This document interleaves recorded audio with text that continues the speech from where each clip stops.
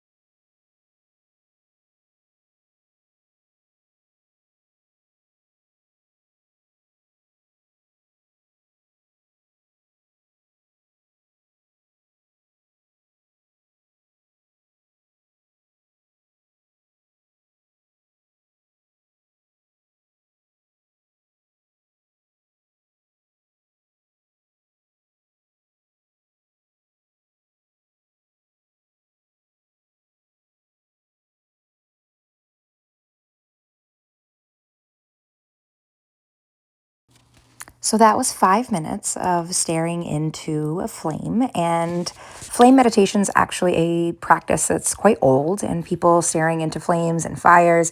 There's been quite a bit of evolution that has come from staring at fires. And so don't minimize that practice of looking into the flame. And now spending your time writing. And as I'm writing and as I'm thinking about this, I'm kind of in this dual role with this challenge. And I think this is something I'll think about in the future when I do a challenge like this, and that I find myself thinking both about what I want to write, but then also what I want to paint. So while I'm writing, I'm thinking about what I want to paint. And that kind of requires kind of task switching for me and thinking about two different things. So I tried my best to really just write about those 5 minutes rather than thinking about what I was going to paint about those 5 minutes. But for me, I think what came from this prompt is how much I jump from thing to thing to thing, and how much I have to end up vacillating between being energizer bunny hopping from thing to then basically being immobile and not being able to function because I end up so exhausted, burnt out, and flared up because I'm doing too much. And I am someone who has had a really hard time slowing down in my life. And I am someone who I speak quickly, I think quickly, I work quickly. My whole life has been people telling me to slow down, people telling me to just chill a little bit.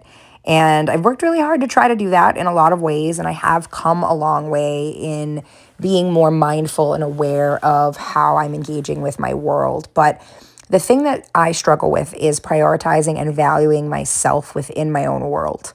And so for me, if I'm doing a million things, but it's helping other people, or it's productive, or it's feeling like it's, giving other people purpose or meaning, or other things purpose and meaning, like that's more important to me a lot of the time than me slowing down, because I don't tend to value myself the way that I should. And I know that as a therapist, that's an issue for a lot of people, because I'm often telling my clients that they need to slow down and value themselves and see themselves as a worthy component to all that they take on.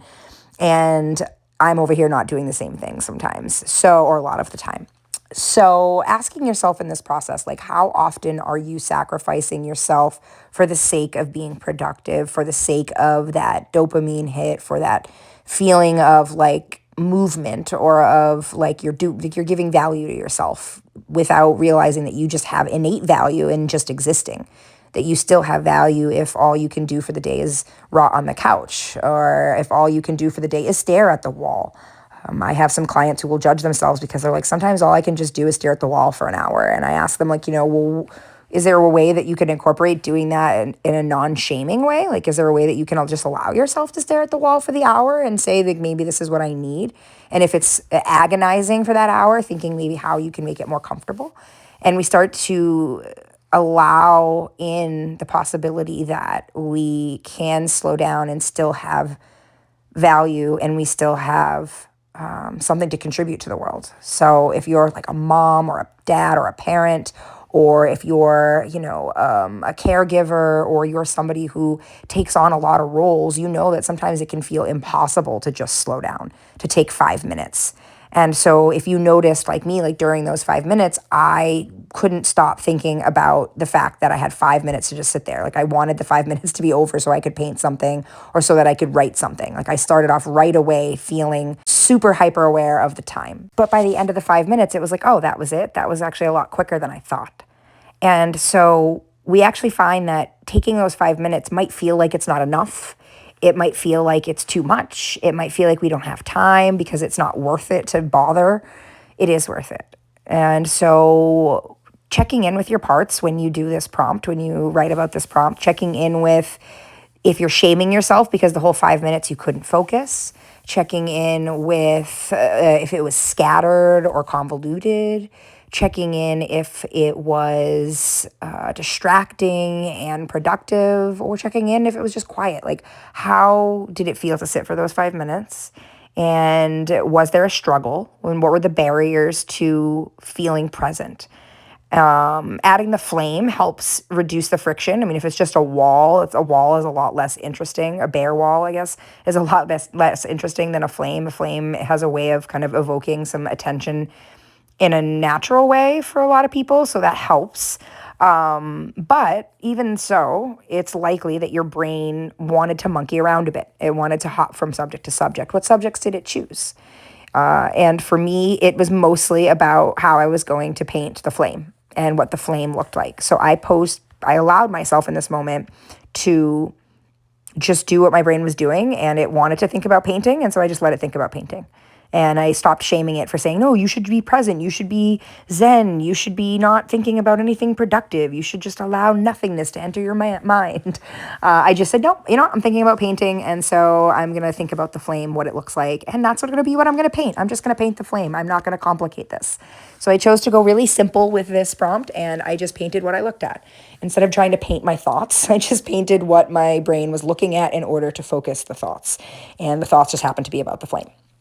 So you may go this route where you paint the flame because it's a way to focus and center the thoughts without having to actually try to create the thoughts, literally, like in some of our other drawings and paintings.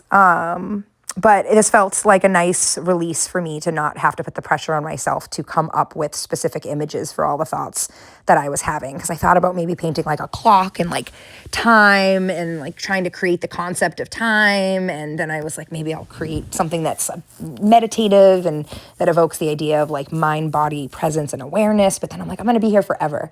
And I don't want to find myself overcomplicating too many of these prompts, because then it will create resistance between me and the habit and me and the routine of it. And so if you're finding yourself not sure if you're going to be able to stick out the 100 days, ask yourself what kind of friction is currently between you and making this a super accessible process.